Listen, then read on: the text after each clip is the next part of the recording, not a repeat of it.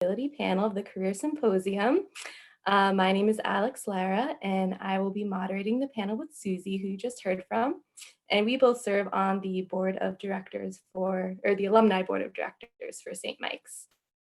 And a few housekeeping things, just so you know what the layout of the panel will look like. The first 15 minutes will be each of our three panelists introducing themselves for about 5 minutes and giving you some of their career background and how their experience at St. Mike's helped get them to where they are today. And then the last 15 minutes will be answering questions. So feel free to put your questions into the chat, and we will try to get to all of your questions as best we can. So we're going to get started with Erin Buckley, who is the Operations Project Coordinator at Revision Energy. So Erin, please go ahead, tell us a little bit about yourself, what you do, and what your journey has been like from SMC to today. Okay, great. Well, thanks for having me. Like Alex said, I currently work in the operations department at Revision Energy here in North Andover, Massachusetts. I'm a project coordinator for the company.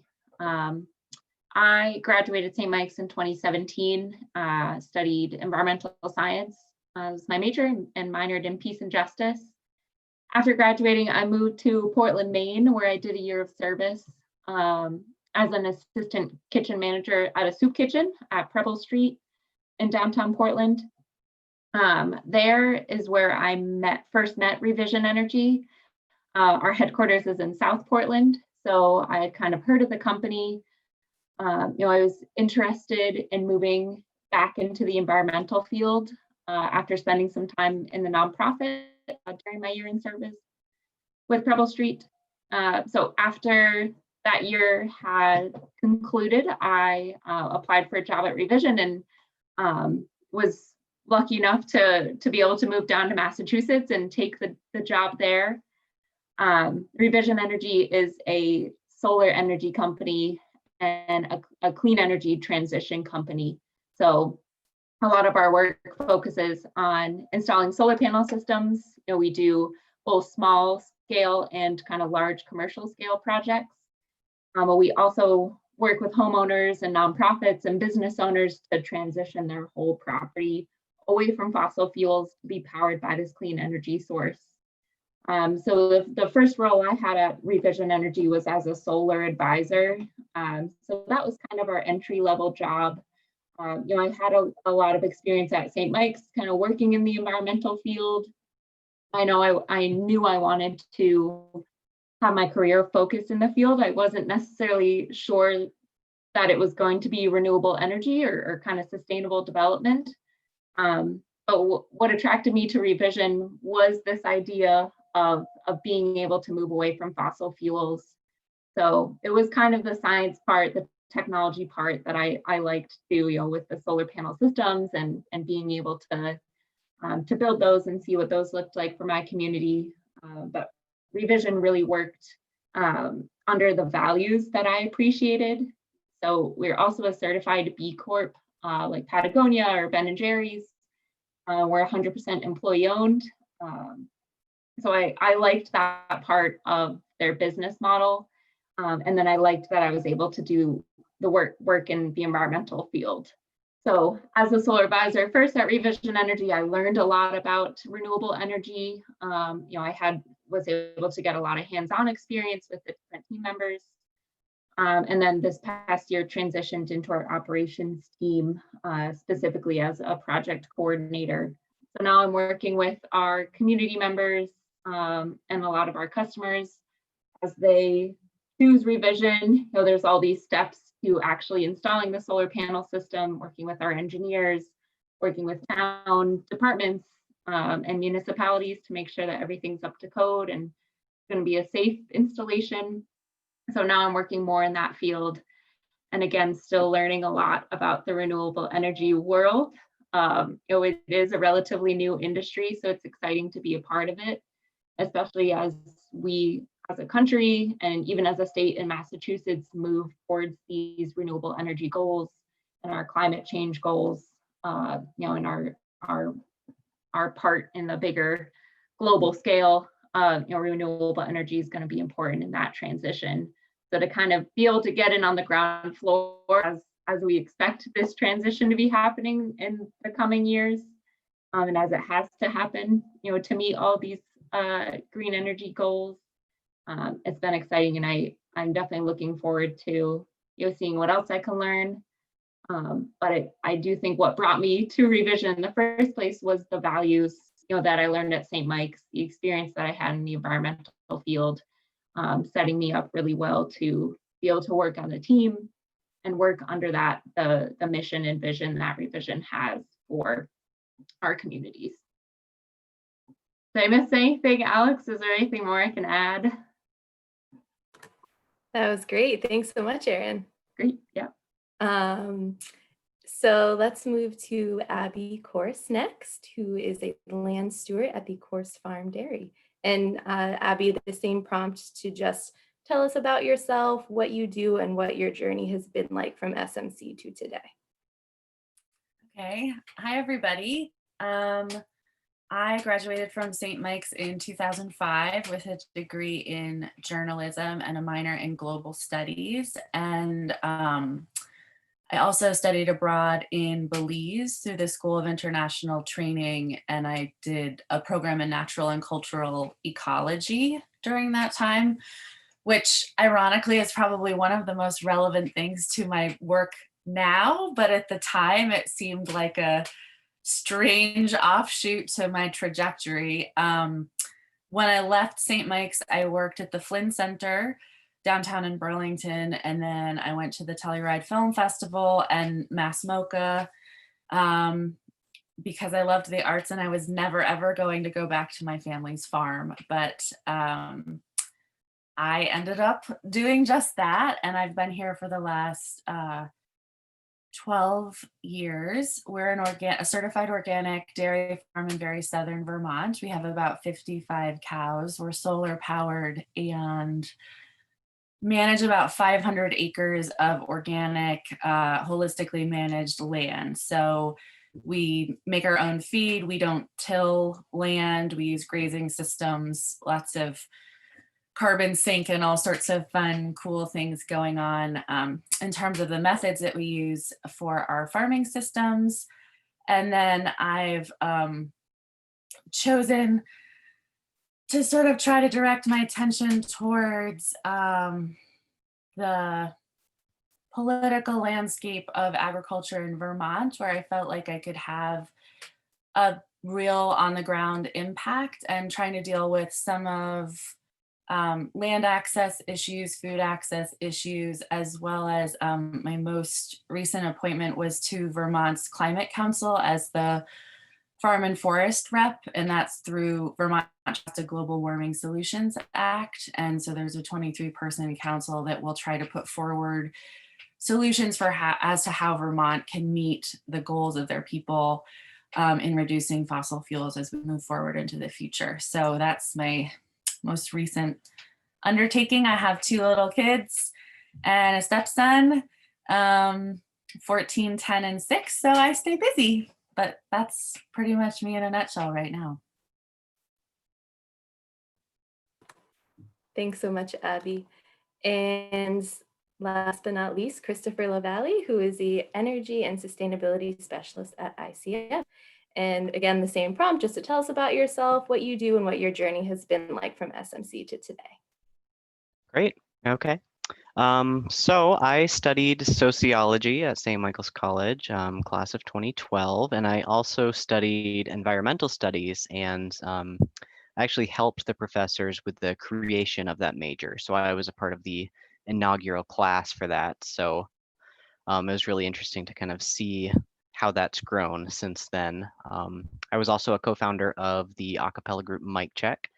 So I think St. Mike's is something that really helped me to develop some entrepreneurial skills, learning how to design something from scratch and bring it to fruition and just watch it grow. So understanding those kind of processes and bringing people together to make it happen, I feel like being at St. Mike's really allowed me to do that, whereas a larger school, maybe I wouldn't have had those same opportunities.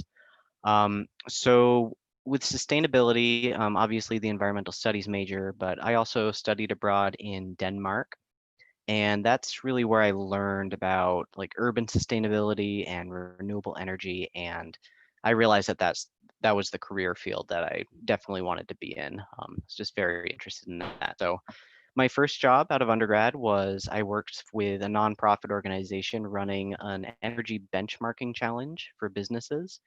So this was in Vermont. So with that, I really got to know the efficiency and the energy industry pretty well. And I also really developed my Excel skills pretty well, which I think definitely helped me down the road, helped me to get jobs later on.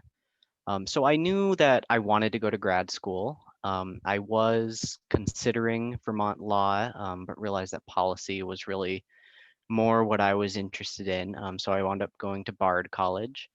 And so Bard's program is really unique in that the first year is just this interdisciplinary program where you learn about environmental policy, economics, law, science.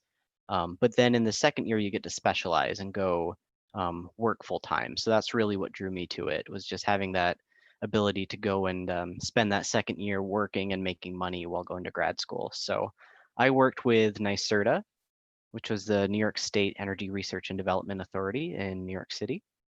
And so I was just helping them with designing their programs, figuring out how to spend their money. Basically, the state had assigned tens of millions of dollars to NYSERDA to invest in like renewable energy, energy efficiency. And I came in at the time when they had already had the funding approved. So I got the fun part of like helping them decide what sort of pilots to do and everything. So it was a really great time to be in that field and in that particular organization. And I found that when applying for jobs after grad school, I would get a lot of calls back from employers, and it really wasn't because of my grad degree. It was because of my work experience with NYSERDA, because they kind of knew what was going on. It's a very well-known organization in the energy industry, and a lot of consultants and nonprofits work with them, lots of utilities. So eventually I went to ICF, which is where I am now and where I've been working for 4 years. And I essentially work as a policy consultant, like an energy policy consultant with the EPA, the Department of Energy, and HUD as my clients. So what I do is I provide resources to utilities to help them to improve their energy efficiency programs. I educate them about Energy Star certified products like lighting and appliances and HVAC.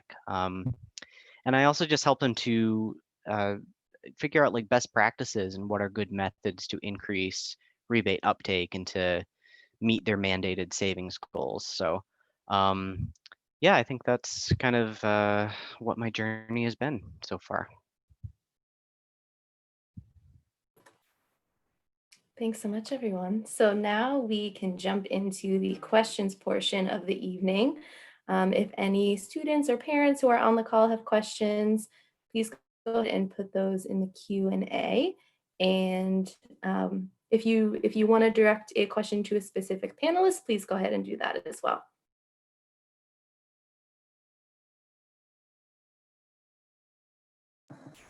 No questions just yet, Alex. So as folks are thinking about them, we did get some questions ahead of time from some of you who signed up for this panel tonight. So maybe we can start there in the meantime. So I'll just throw out the first one, which would be, I guess, how did St. Mike's prepare you for the environmental climate we're in today?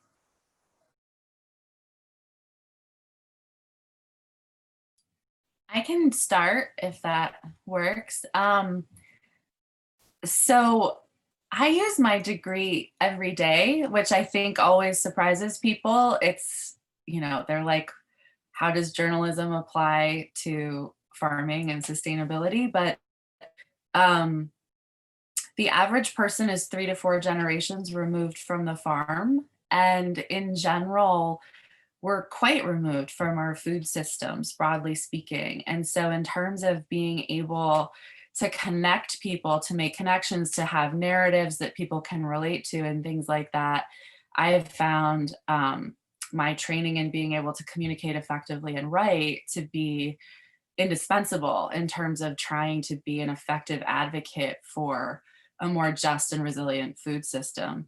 And in addition to that, I think the fact that you have to take philosophy classes and religion classes, so you're grappling with ethics and critical thinking and things like that, are that multidisciplinary immersive approach that I really feel like came through in all of my classes and all my work is deeply integral to the work that you have to do in a field like this, where things are changing really, really quickly, and you have to be constantly taking in new data and metabolizing it and putting it into action on a daily basis. And all of the skills that I learned at St. Mike's are really applicable in terms of how you put this literal science and policy into action every day. At least that's what I've found.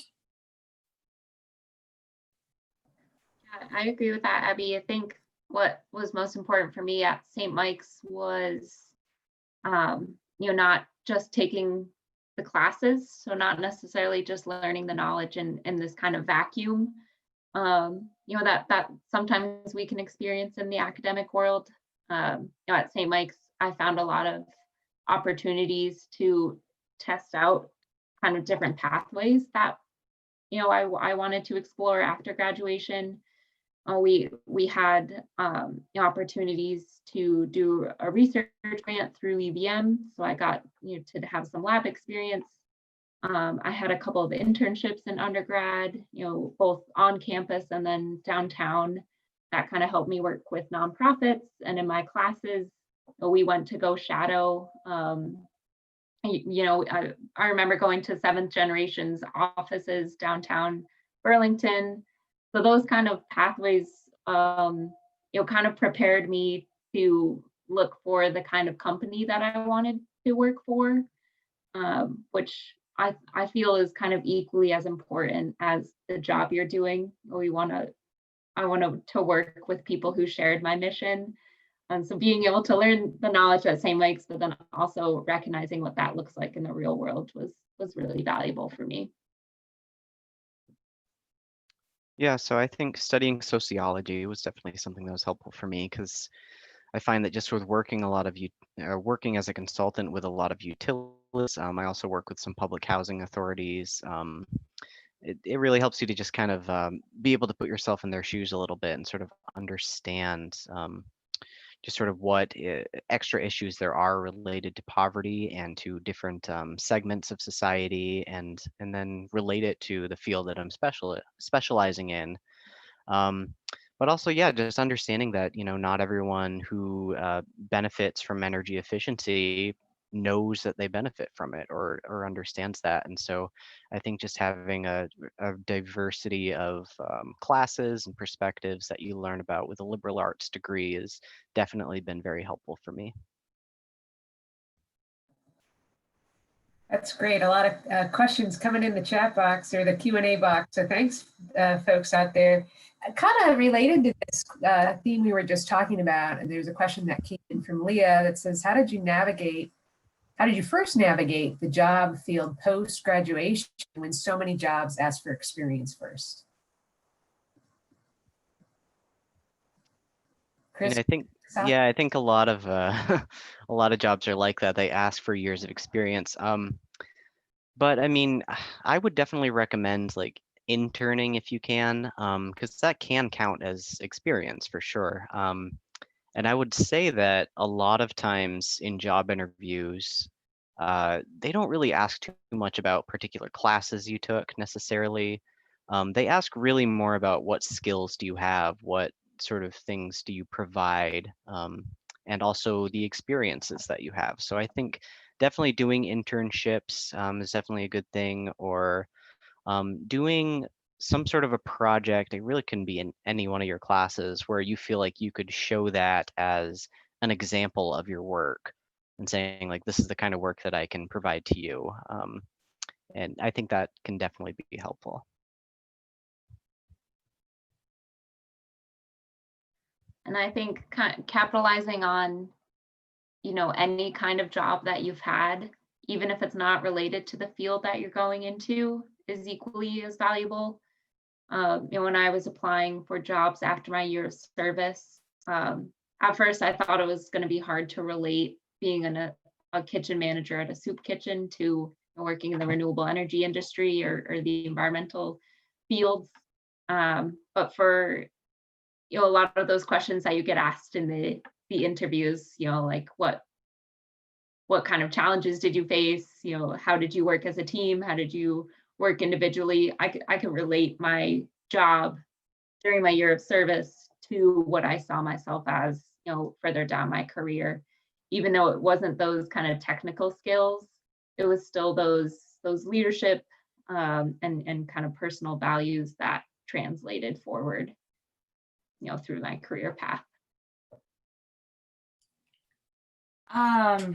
My first job out of college was at the Flynn, which came directly out of my internship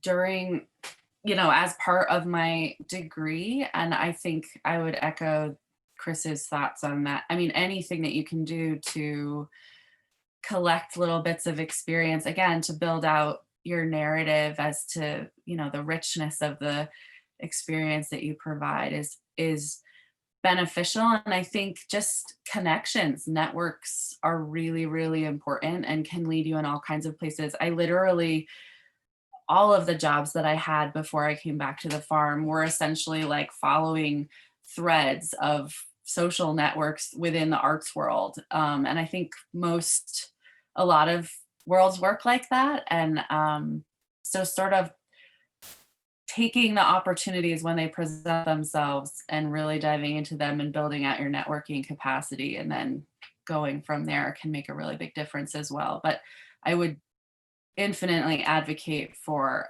internships and apprenticeships if they come up as an opportunity. I think they're invaluable.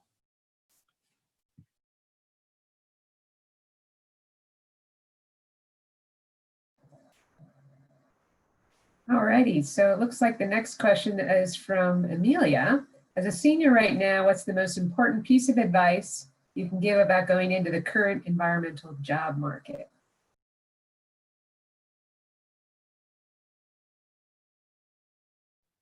I would say I did a lot of informational interviews. So I did a lot of reaching out to organizations that I thought I could be a good fit with. No, not necessarily going into it asking for a job with them, but making those connections like Abbie was saying, kind of building that network, just through trying to learn what people do in their day-to-day jobs was really helpful. So, at one point I had a list of organizations that, I was interested in talking to and used LinkedIn or their websites to find email addresses and just started to try to build out that network. That was helpful for me. I would say too, if there's a particular industry that you're interested in or a particular organization you're interested in, just do your homework and just kind of understand what it is that they do. Like look at a company and figure out like what specific projects they work on. If it's a nonprofit, they'll often just list out like all the things that they've helped with and just sort of go into an interview with that type of background knowledge, just going right in and just saying like, I work with you because I see that you work on this and I'm really interested. I think I can contribute to that particular thing. So that really shows in a job interview that you're paying attention and that you're really invested in wanting to work for them in particular. That's fantastic. And a lot of you have talked about the importance of networking and researching ahead of time so that it shows the person you're interested in what they're doing. And networking, and Abbie's story is so interesting. So I'm, again, Susie Leas in class of 86, and I've been doing government relations pretty much my whole career. But I love Abbie's story too about being engaged in Vermont and serving on a board, a council, right? As we're talking about, agriculture policy, environmental policy. And again, that also helps build out your network and taking those opportunities, as Abbie mentioned as well, when they come your way. You just never know where it'll lead. And that's, I think that's part of my story. I mean, it's kind of the people I've met along the way and networking that's gotten to me where I am today. So great feedback. A great question came in from Andrew, and he said, in all of your jobs, are you finding more than ever folks are more concerned about the environment? And just, I think, to add on that, of course, I've seen a lot more. I don't do environmental policy, but you can't help but see so much attention to it, of course, just coming off the election. So I'd love to hear your thoughts on that. And maybe Erin, you can kick us off. Yeah, I think, like I was saying, the renewable energy industry is still relatively young, especially in the States here. So our company has grown, with all of our employee owners. So in that sense, we're seeing more and more people want to be engaged in the renewable energy industry. And then in our community, and the larger part, towns, nonprofits, we've had church groups start to approach Revision and ask how they can transition to solar. And they're not necessarily coming from the kind of financial side of solar energy. They're coming from that passion to, serve future generations by starting to generate clean energy, where they can in their lives. So to be able to see that is really exciting. And then Susie, like you were saying, paired with the more federal level policies that we've been seeing and that we're going to continue to see in the next years, I think it's definitely a turning point, kind of a reflection point, where we'll be seeing more and more environmental policies that will start to, affect our day-to-days. Seeing more solar energy, and Chris, I'm sure, working with more utilities, more organizations on your end as well. Yeah, definitely. I mean, I don't know that I have too much to add, but just to say that, yeah, I think that just in general, it seems like lots of organizations are really going towards it. And, Erin, you mentioned that it's not necessarily for financial reasons, but I would say that a lot of it is also for financial reasons because renewable energy and efficiency is becoming very cost effective, and there's just a lot of innovations out there that are making it even more cost effective. Even for like basic things like appliances are becoming super efficient and using very, very little energy right now. And so you'll just see a lot of companies are doing some pretty innovative stuff, even with things that a lot of people in the industry might say are things that you can't go any further with using energy, and someone finds a way. So yeah, I would say that it's a lot of companies are definitely going green. And it's the same in the food world. I mean, when we first became certified organic, I can still remember, I had to hunt for organic food. It was not, I mean, I'm also showing my age here, but it wasn't something that was ubiquitous. It wasn't everywhere on the shelves. And the market trends in the organic food market have just gone up and up and up. I think in general, people are sort of, it's everything. It's everywhere, right? It's in the food that you consume and the energy you take in and the way that you live and the things, I think that there's just people are tuning in a different way, really interested in thinking about their impact in the world, and how they can offset it and things like that and be more conscientious. And so I think, I think it's definitely just going to continue going up and up from here, or at least that's my hope. Yeah, I mean, again, I'm a health policy person, but obviously the environment very much impacts my work too. But I think you're right. I mean, there has been more and more discussion, more awareness about organic farming and organic products. sustainability, environmental sustainability. Of course, all of you students studying at St. Michael's College, what a beautiful place to be and to appreciate the environment and want to protect it and preserve it, right? So those of you tuning in, I think there's a great opportunity going forward. As Erin mentioned too, with the recent election and a lot of more attention to environmental policy. So it's very, very much an exciting time. We have a couple more questions. We are in on our time here with all of you. Gosh, time flies when you're having fun. A question came in from Robbie and who said, I noticed that some of you did not start at St. Mike's as environmental majors. Do you think it makes a difference to start with a major in mind or come in undecided? Abbie, you want to kick us off? Sure. I came in as a business and music double major. And I ended up as journalism and global studies, and I'm farming. My brother has a degree from UVM in animal science, and he is a financial aid counselor at Northeastern.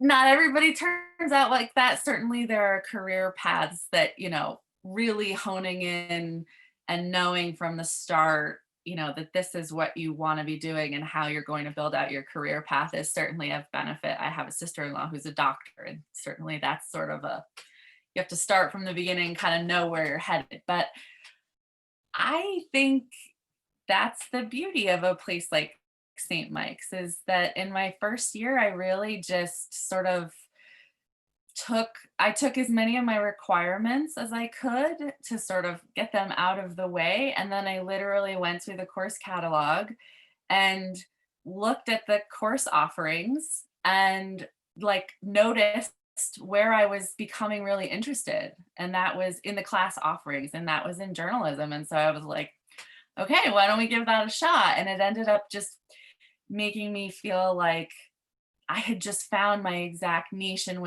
is exactly where I belonged at St. Mike's. And so I think it really depends on your personality, but I also think that going into things with an adaptive mindset or a flexible mindset, you just really never know what's going to catch your attention. And I think with the environmental studies program as it is now, and with the farm, there are just really, really cool and amazing opportunities at St. Mike's that I encourage you to just sort of dive in and explore. Wonderful. Erin or Chris, any things to add?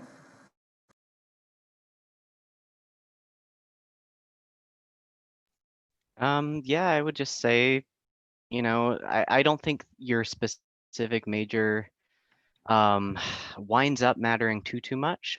I mean, definitely take classes that you're interested in.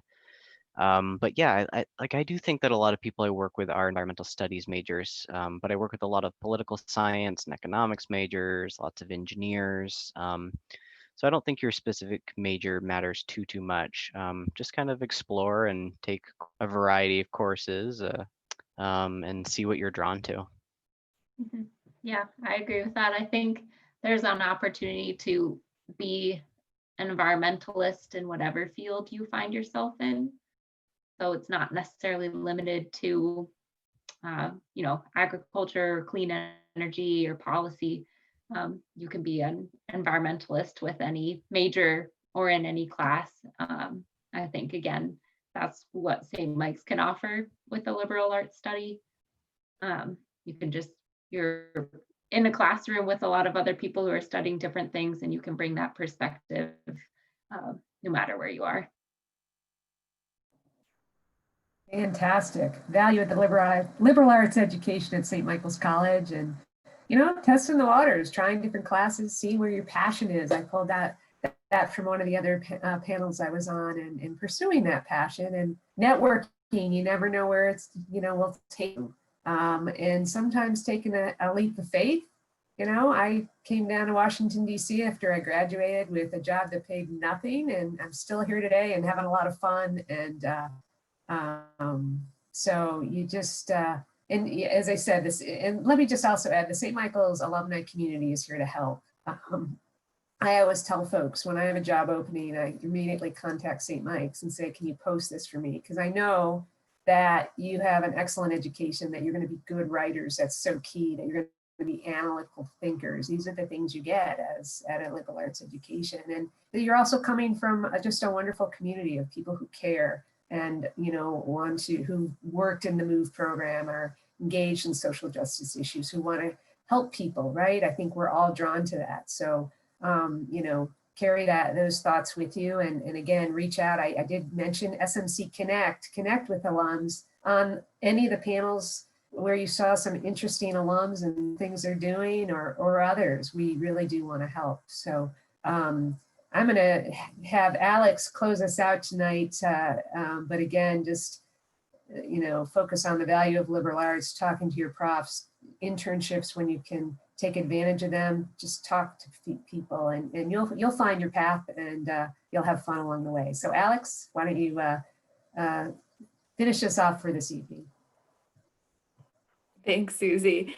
And thanks to all the panelists so much. Thanks for your great advice and your stories. And I hope all the students and parents here got some great things to move forward. And I will also second Susie's call for you to all join SMC Connect. And that's where you can connect with the panelists here today if you still have any remaining questions that you didn't get answered. And you can specifically join the Career Symposium community and find the panelists there. So I hope everybody has a wonderful evening. Thanks so much for joining. Yeah, Bye. stay well, do good, do well. You know, that great expression there, but above all, please stay well, wear your masks, and let's all be safe. Good luck, everyone. Great to see you. Bye.